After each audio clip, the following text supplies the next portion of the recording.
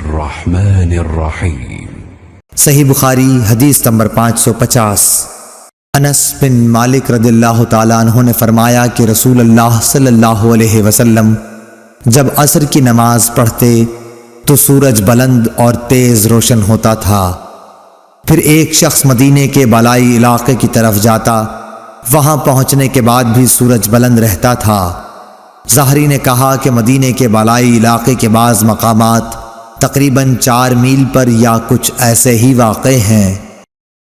اللهم صل على محمد وعلى آل محمد كما صليت على إبراهيم وعلى آل إبراهيم إنك حميد مجيد اللهم بارك على محمد وعلى آل محمد كما باركت على إبراهيم وعلى آل إبراهيم إنك حميد مجيد۔